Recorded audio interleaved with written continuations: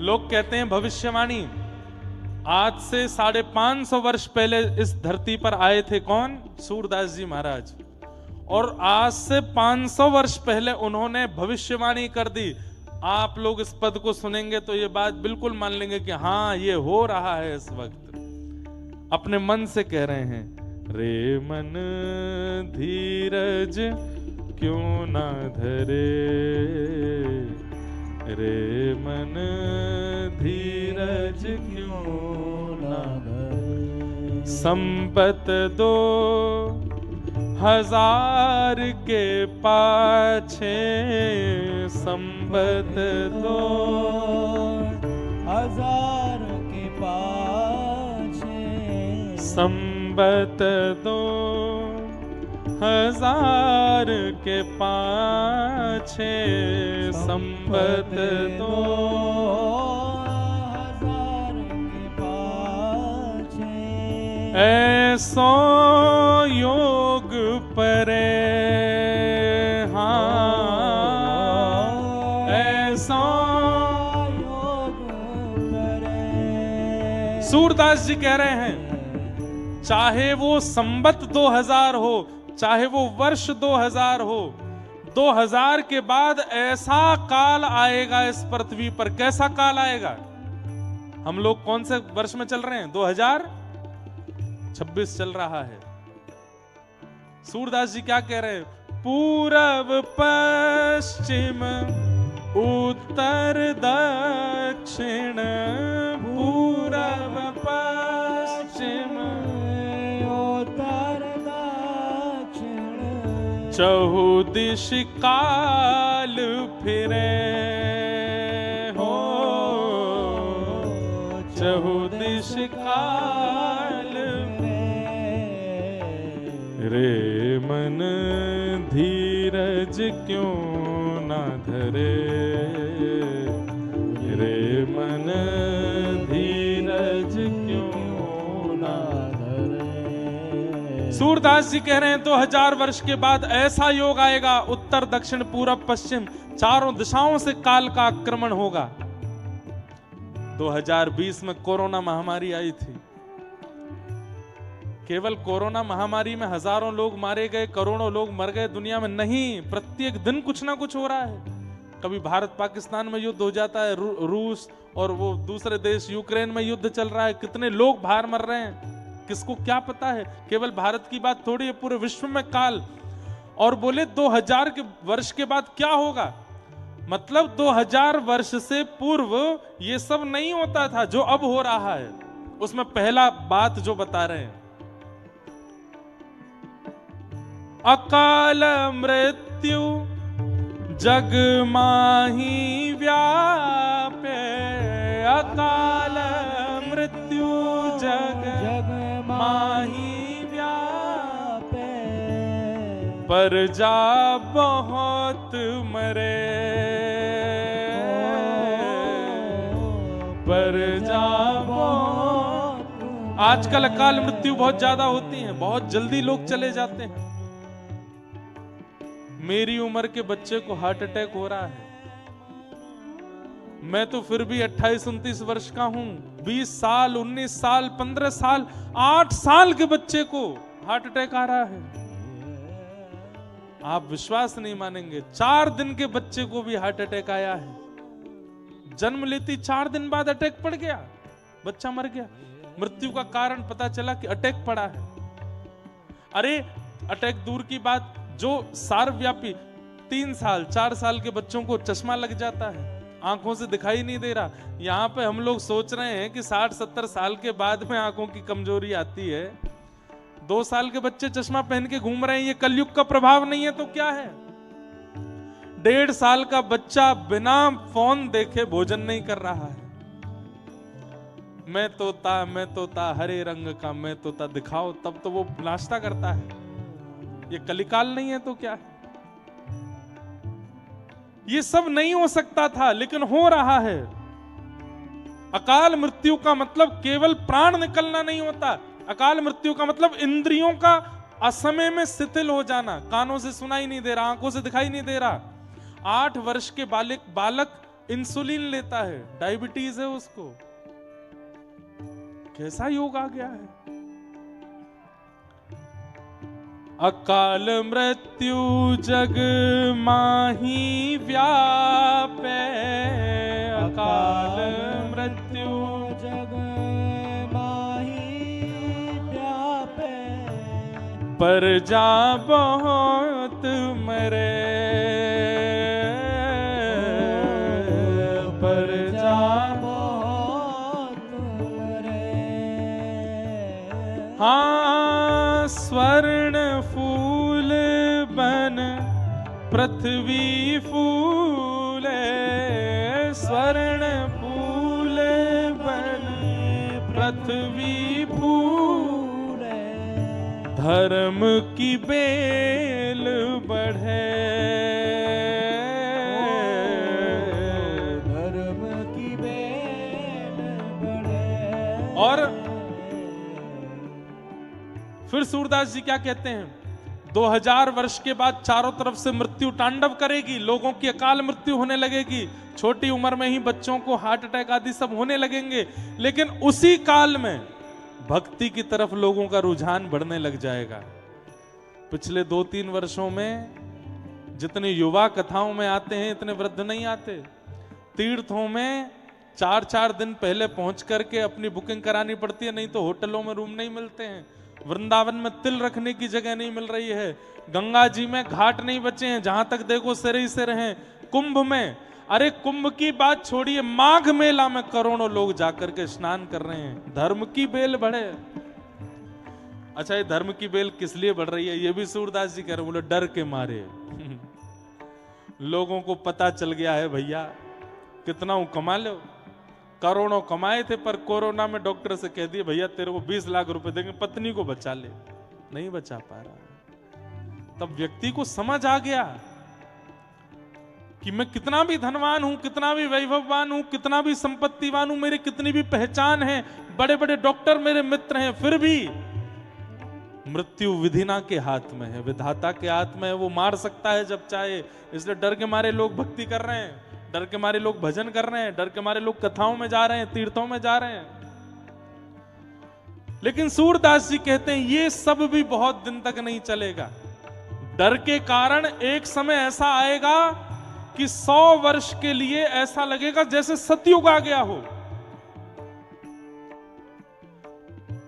60 वर्ष लगी सतयुग व्यापे, 60 वर्ष लगी सतयुग व्यापे, सुख की दया फिरे, सुख की दया। ये 2020 में अभी भक्ति काल फिर से आ गया है, पर ये बहुत समय दिन तक नहीं जाने वाला है। कुछ समय के लिए भक्ति अपना उतार बिल्कुल ऊपर जाएगी, हाइट पर। गोस्वामी सूरदास जी कह रहे हैं ये बीच में भक्ति बढ़ेगी, लेकिन अब बढ़ने के बाद जिस दिन गिरेगी फिर कभी नहीं उठेगी। अभी बढ़ रही है, इसी बढ़ते हुए काल में ही निपट लीजिए इस संसार से। पता नहीं कितने दिन की है, और ऐसा भजन करके जाइए कि फिर दोबारा आना नहीं पड़े। कहीं गिरी हुई भक्ति काल में दोबारा जन्म हुआ तो बहुत बुरा देखना पड़ेगा समय। आहा, सूरदास यह हरि की लीला, सूरदास यह हरि। अरे नहीं, एक पंक्ति भूल गया मैं, एक पंक्ति और है। सूरदास जी कह रहे हैं चारों दिशा से तांडव न करेगी मृत्यु, भक्ति की बेल बढ़ेगी, लेकिन 100 वर्ष बाद ये भक्ति फिर से गिरेगी, और उसके बाद घनघोर कलयुग आना प्रारंभ होगा। और उस घनघोर कलयुग में कौन बचेगा? तब सूरदास जी कहते हैं काल जाल सो वही बचेगो, काल जाल सो वही बचे। कौन? जो गुरु ध्यान धरे, जो गुरु ध्यान करे। हो सूरदास यह हरि की लीला, सूरदास यह हर की लीला, तारे नाही टरे, तारे रे मन धीरज क्यों न धरे, रे मन धीरज क्यों न धरे, रे मन धीरज क्यों न धरे, रे मन धीरज क्यों न धरे। सौनकादि ऋषियों को पता था कि इतना खतरनाक समय हम लोग देखने वाले हैं, इसलिए हम लोगों का कल्याण हो उसके लिए वो लोग यहाँ आए थे यज्ञ करने के लिए। लेकिन यज्ञ करके उनको लगा कि पता नहीं इससे कल्याण होगा कि नहीं। तब सूत जी से उन्होंने पूछा कि भैया इस कलिकाल में लोग असुरता को प्राप्त होते जाएंगे, उनको पुनः मानव बने रहें, अपना कल्याण करें, इसके लिए कोई उपाय है? तब सूत जी महाराज ने इसी भूमि पर बैठ करके कहा, क्या? प्रीति सौनक चित्ते ते यतो विच्मे विचार्य च सर्व सिद्धांत निष्पन्नम संसार भय नाशनम काल व्याल मुखग्रास त्रास निर्णास हेतवे श्रीमद् भागवतम शास्त्रम कलौ कीरेण भाषितम। इस कलिकाल रूपी व्याल के मुंह में, व्याल कहते हैं सर्प को, हम आप सब लोग ग्रास बन करके बैठे हैं। हमारी मृत्यु कभी भी हो सकती है, परंतु मृत्यु आवे उससे पहले पहले यदि श्रीमद् भागवत का आश्रय ले लिया जाए तो इस कलिकाल में कल्याण संभव है। ये बात सूत जी ने इसी नैमिषारण्य भूमि पर बैठ के कहा। श्रीमद् भागवत कल्याण कर सकती है, पर इसका मतलब यह नहीं है कि कथा में बैठ करके हुआ है बस हो गया कल्याण ना। तत्श्रृण्वन प्रपठन विचारण परो भक्त्या विमुच्चे नर। सुनो, पढ़ो, विचार करो और इंप्लीमेंट करो। भैया मैं तो अभी कथा करके जाऊंगा, 2 रोटी खाऊंगा, फिर मैं कहीं वन में जाना चाहूं, कहीं ढूंढे नहीं मिलूंगा। एकांत में बैठ करके मुझे तो अभी से ऐसा लग रहा है कोई वन बुला रहा है यहाँ पे, एकांत बुला रहा है यहाँ पे।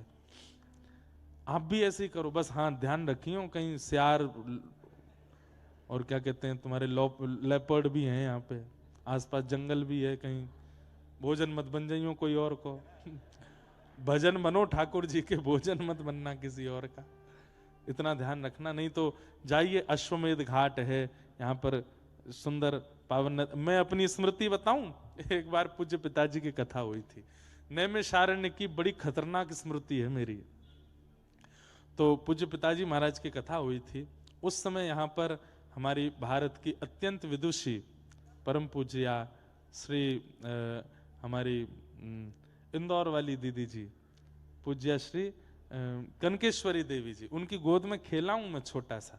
पूज्य पिताजी की इंदौर में कथा हुई थी, तो वहां पे तब मैं 4-5 महीने का था, तो मुझे कथा में कृष्ण बनाया नंदोत्सव वाले दिन। उस दिन कनकेश्वरी देवी जी कथा में आई थी, तो फिर उन्होंने गोद में हमको खिलाया था। फिर जब मेरी पहली कथा हुई तो वहां वो आई भी थी, तो तब उन्होंने ये स्मृति बताई कि हमने आपको गोद में खिलाया है।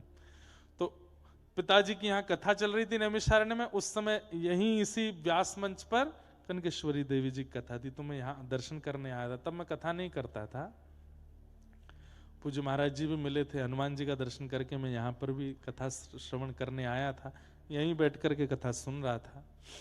तो यहाँ तक तो सब बहुत अच्छा था। फिर हम लोग गए नदी स्नान करने के लिए।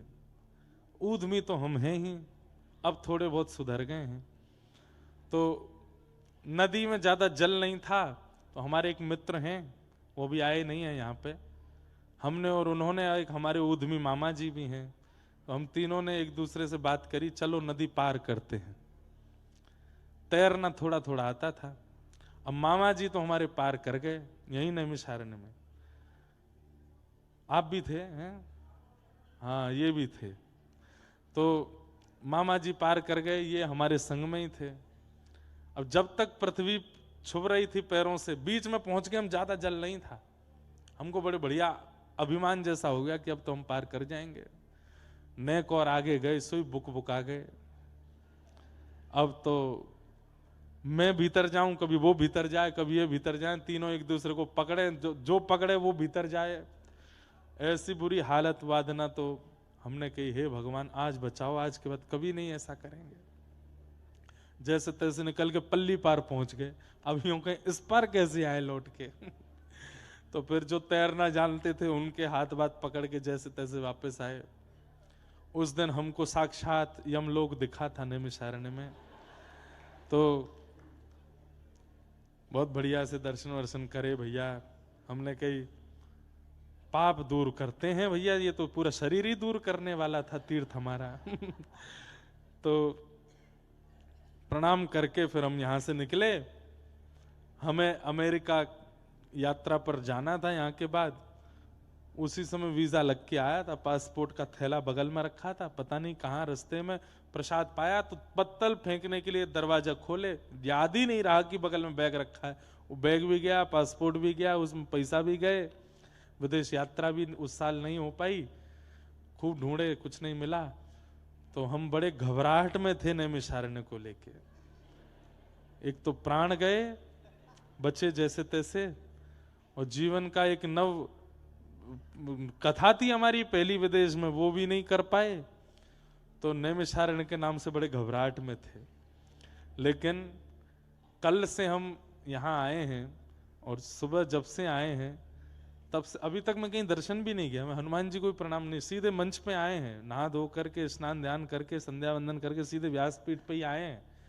परंतु इतनी सकारात्मक ऊर्जाओं से भर गया मैं पिछले 5, 6, 7 घंटों में ही, कि बस इच्छा हो रही है कि जो अपने पूरे 10 वर्ष में कथाओं का वाचन किया है अपने जीवन काल में, अब उस 10 वर्ष की कथा पूर्णता पर, 10 वर्ष हो रहे हैं हमें इस वर्ष, तो 10 वर्ष की पूर्णता पर अब नैमिषारण्य ने मानो उपहार देने के लिए कि भाई तुम्हारे 10 वर्ष पूर्ण हो गए, तो नैमिषारण्य भागवत की भूमि है, तो उपहार देने के लिए यहाँ कथा में अपनी वाणी पवित्र करने के लिए हमको बुलाया है। 10 वर्ष की पूर्णता पर जो ये कथा यहाँ हो रही है, और इस बार हमारी पृथ्वी के 2 भूवैकुंठों में कथा है। बद्रीनाथ में तो बहुत बार कर चुके। उत्तर भारत के 4 भूवैकुंठ हैं, बद्रीनाथ, मुक्तिनाथ, पुष्कर और नैमिषारण्य। ये हमारे श्री रामानुज परंपरा में 8 भूवैकुंठों में 4 उत्तर भारत के ये भूवैकुंठ हैं। इस वर्ष हमारे 2 नए भूवैकुंठों में कथा है। एक तो हो गई नैमिषारण्य, और एक अति दुर्गम, वहां पहुंचना ही बड़ा मुश्किल है, श्री मुक्तिनाथ धाम में कथा है इस साल। कैसे पहुंचेंगे भगवान जाने वहां पे। वहां ज्यादा लोग तो नहीं जाएंगे, 50-100 गिनती के हम चुनेंगे जिनको वो जा रहे हैं वहां पर। हम चुन के ले जाएंगे, 10 सालों में जो हमको सबसे बढ़िया श्रोता लगे उनको लेके जाएंगे। हाँ, आप हाथ हिलाओ, जरूर लेके जाऊंगा आपको लेकिन वहां क्योंकि ना तो ऑक्सीजन है, और हम ज्यादातर युवाओं को लेके जा रहे हैं जो भाई सही सलामत लौटे। हमें पता चली किसी के दादी दादा ले गए, महाराज जी कथा सुनाने लेके गए थे कि पिंडदान कर आए वहीं पे ही तो वहां ना तो ऑक्सीजन की व्यवस्था बहुत ज्यादा है, पहुंचना भी बहुत मुश्किल है। यहां से पहले काठमांडू, काठमांडू से पोखरा, पोखरा से फिर बाय हेलीकॉप्टर या फ्लाइट से जोमसोम, जोमसोम से फिर बाय रोड जाते हैं। पर हमें पता है हमारे संग रहने वाले कई संगीतकार, और ये अभी से ही ना बोलेंगे, लेकिन इनको जबरदस्ती लेके जाऊंगा मैं। हम तो डूबेंगे सनम, तुमको भी ले डूबेंगे, अकेले थोड़ी जाएंगे। वहां जाएंगे, श्री मुक्तिनाथ भगवान साक्षात वैकुंठ वहां से 2-4 किलोमीटर ही दूर है बस ये सोचो, वहां से 2-4 किलोमीटर की दूरी पर ही वैकुंठ है। बद्रीनाथ से भी ऊंचाई है वहां की। और सबसे बड़ी बात, साक्षात श्री शालिग्राम भगवान का प्रादुर्भाव स्थान, वहीं शालिग्राम जी प्रकट होते हैं। गंडकी नदी है पास में, थोड़ी ऊपर जाते हैं तो वहां दामोदर कुंड है जहां शालिग्राम जी प्रकट होते हैं। तो वहां कथाएं जी आज तक मुश्किल से 5 या 4-5 ही कथाएं हुई हैं, ज्यादा कथाएं वहां पर हुई नहीं है। हुई हो तो हमको पता नहीं, पर वहां बहुत कथाएं नहीं हुई हैं अव्यवस्थाओं के कारण। पर इस वर्ष हमारी वहां कथा है। अब जाएंगे राम राम जपते हुए। तो नैमिषारण्य एक भूवैकुंठ हो गया, बद्रीनाथ एक भूवैकुंठ हो गया, इस बार मुक्तिनाथ भी भूवैकुंठ में कथा होगी। तो नैमिषारण्य में ये कथा का क्रम जो हो रहा है, मुझे इतना आनंद आ रहा है, बस मन हो रहा है मैं जल्दी कथा पूरी करके विश्राम करके फिर हमें कोई साइकिल या स्कूटी मिल जाए, एकांत में कहीं भागें हम। आनंद से यहाँ हम सुख लेने आए। 1 बजे तक आपके, 1 बजे के बाद किसी को नहीं मिलेंगे, ढूंढे से नहीं पाएंगे कहाँ गए। तो वो सुख भी तो लेना है इस भूमि का, इस क्षेत्र का, इस धाम का। तो आप सब भी वो लीजिएगा। तो यहाँ का एक स्मरण, मेरा संस्मरण बड़ा खतरनाक है पूर्व का, पर इस बार वो संस्मरण बिना भ्रमण के ही इतना आनंद में हो गया है कि परम आनंद और उत्साह लग रहा है। तो नैमिषारण्य क्षेत्र में बैठ करके सूत जी कहते हैं कि केवल श्रीमद् भागवत की कथा है जो इस कलिकाल में कल्याण कर सकती है, अगर उतार ली जाए तो। सुनिए और उतारिए। हर दिन एक बात आपको पालन करनी है। और ये नहीं कि कथा सुनने के बाद महाराज जी ने ये जो बात कही मैं पालन नहीं, यहीं बैठ करके पालन कीजिए। यहीं बैठ के, आज से ये छोड़ दिया, आज से ये कर लिया, आज से यहीं बैठ करके करिए। आप अन्य कहीं जगह कथा सुनेंगे, वहां पालन करने का मन बनाओगे, हो सकता है कि आप पालन ना कर पाओ, पर यहां करने का मन बनाओगे तो यहाँ की वायुमंडल में सामर्थ्य है। आप जो संकल्प लोगे उस संकल्प को पूर्ण यहाँ की वायु करा देगी, यहाँ का पानी करा देगा, यहाँ का वातावरण करा देगा। इसलिए करिए। नित्य हर दिन की कथा में एक संकल्प लीजिए। ये बात महाराज जी ने कही, भागवत की इस बात को हम आज धारण करते हैं। 7 दिन में 7 बातें भी अगर आप धारण करके गए तो इस भूमि पर बैठ करके सूत जी कह गए हैं कि श्रीमद् भागवत कल्याण कर सकती है कलिकाल में, और किसी में सामर्थ्य नहीं है। नारद जी, अब मैं जल्दी जल्दी महात्मा के विषय कह दूं। नारद जी महाराज बद्रिकाश्रम गए, वहां पर उन्होंने जाकर के सनक सनंदन सनातन सनत कुमारों से पृथ्वी के इस भयाभय रूप को जाकर के बताया। वृंदावन में भक्ति महारानी युवा है, ज्ञान वैराग्य वृद्ध हैं, उनकी दुविधा बताई। तब सनकादि ऋषियों ने भागवत की कथा सुनने की आज्ञा दी। तब सुख तीर्थ सुखताल ही हम मानते हैं, वहीं हरिद्वार को भी मानते हैं, ऋषिकेश को भी मानते हैं, आनंद वन, वहां पर सनक सनंदन सनातन सनत कुमारों ने कथा सुनाई और भक्ति ज्ञान वैराग्य के साथ नारद जी ने आकर के श्रवण की। भक्ति सुतौ तौ तरणौ गृहीत्वा प्रेमैक रूपा सहसा विरासित श्री कृष्ण गोविंद हरे मुरारे नाथेति नामानि मुहुर्वदन्ति। ज्ञान और वैराग्य दोनों युवा हो गए। कथा सुनकर के भक्ति महारानी प्रसन्न हुई। इस प्रकार महात्मा का प्रथम सर्ग सुनाया। मतलब कथा सुनने से क्या होता है, यहां से जाने के बाद ज्ञान और वैराग्य दोनों पुष्ट होने चाहिए, भक्ति पुष्ट होनी चाहिए। आज जितना है 7वें दिन अब से अधिक होना चाहिए, तो आपका कथा सुनना सार्थक है। तत्पश्चात एक दुष्ट पुत्र अपने माता पिता के जीवन को नष्ट कर रहा था, जिसका नाम था धुंधुकारी। मरने के बाद प्रेत बना, लेकिन श्रीमद् भागवत की कथा सुनकर के अत्यंत भयाभय प्रेत योनि से मुक्त होकर के भगवत धाम को प्राप्त हो गया। इसका मतलब क्या है, कोई कितना भी भयाभय प्रेत योनि में क्यों ना चला गया हो, उसके निमित्त कथा श्रवण कर ली जाए, करा दी जाए, तो वो प्रेत योनि से मुक्त हो जाता है। एक बात ये तो सब जानते ही हैं, पर मेरे मन में जो बात आती है, श्रीमद् भागवत प्रेतों को मुक्त कर सकती है, तो हम तो जीवित हैं, हम जीवितों को मुक्त नहीं करेगी। हम तो जीवित अवस्था के। मुक्ति का मतलब मृत्यु नहीं होता बंधुओं, मुक्ति का मतलब जीवित अवस्था में कोई बंधन ना रहे, उसको मुक्ति कहते हैं। जीते जी हम सब बंधनों से मुक्त हैं, हम पर कोई बंधन नहीं है, उसे मुक्ति कहते हैं। आज बंधन में हैं हम। आप कहोगे महाराज जी हम जिसको सर्व स्वतंत्र कहते हैं वो सर्व बंधन है। आज के बच्चे कहते हैं थोड़े मॉडर्न विचारधारा वाला रहो, ऐसा रहो, कुछ भी खाओ, कुछ भी पियो। ये बंधन नहीं है तो क्या है?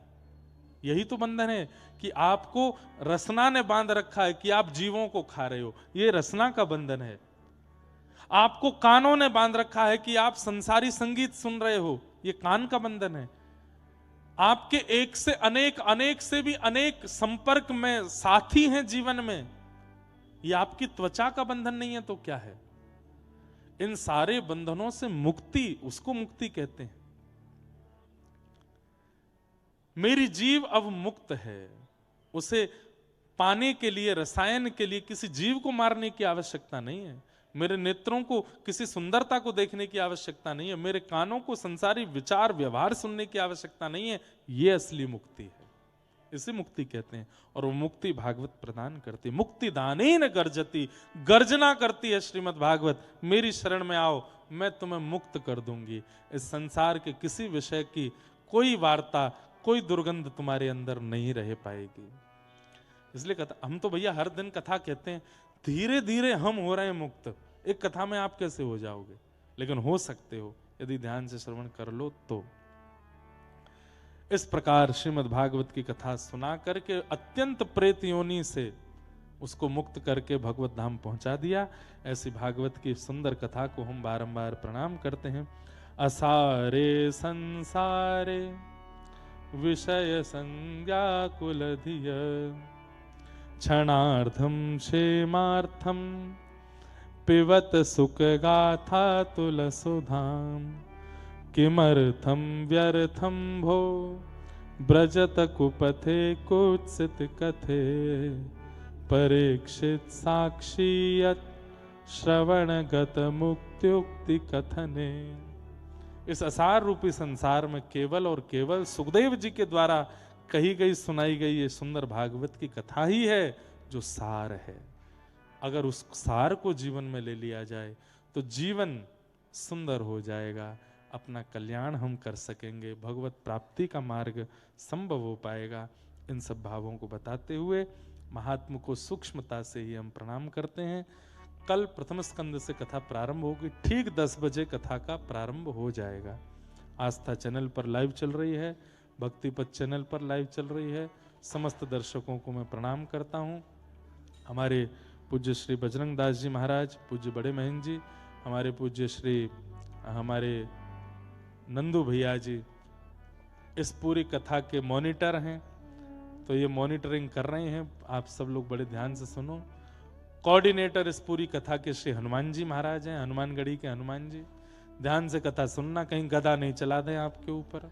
बड़े ध्यान से आनंद के साथ आप लोग भाव से कथा श्रवण कीजिएगा। आप सब लोगों से प्रार्थना है कि 9 बजे ही आप लोग 9:30 बजे तक यहाँ आ जाइए। सौंधी सौंधी ठंड रहती है, नींद रात्रि में ही पूरी कर लीजिएगा, कथा में नहीं सोइएगा। खूब भाव से 10 बजे से हम लोग कथा कहेंगे। 1 बजे तक का समय है, 12:30 1 बजे जब तक मन करेगा कथा सुनाया करेंगे। बाहर के जितने भी लोग कथा सुनने आ रहे हैं खूब भाव से आओ। सबको बारंबार प्रणाम करते हुए अपनी वाणी को शाम को 8 से 10, रोज शाम को 8 से 10 कीर्तन भी है नंदू भैया जी का। लो महाराज, ये तो आप लोगों को बोनस मिल रहा है। खूब आनंद आएगा। हमने भी सुने हैं, पर प्रत्यक्ष बैठ के सुनने का अवसर हमको भी मिलेगा। खूब आनंद करेंगे, नृत्य करेंगे श्याम बाबा के सामने, खूब सुख मिलेगा। तो खूब बढ़िया है। सुबह कथा सुनो, मध्याह्न में सो जाओ, रात्रि में भी कीर्तन करो, रात्रि में फिर सो जाओ। खूब आनंद के साथ हम लोग आनंद करेंगे। बड़े प्रेम और भाव से कथा को विश्राम देते हुए कुछ समय हरिनाम संकीर्तन करते हुए आइए वाणी को विराम देते हैं।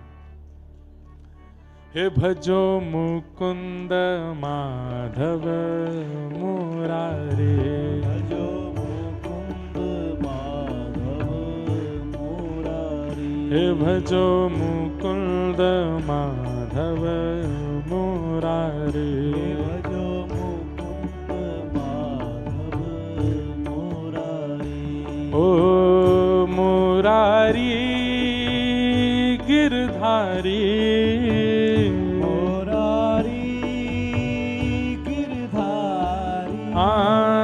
गिरधारी प्यारो बनवारी, गिरधारी प्यारो बनवारी, हे गिरधारी प्यारो बनवारी, गिरधारी प्यारो बनवारी, गिरधारी प्यारो बनवारी,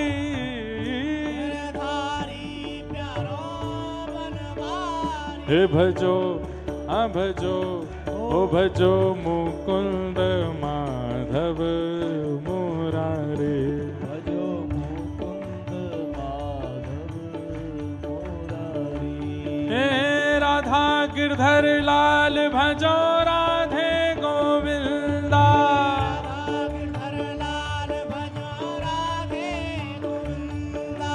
बद्री विशाल भजो राधे गोविंदा।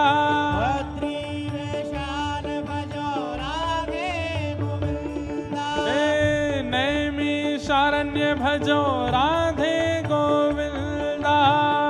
नैमी शारण्य भजो राधे गोविंदा।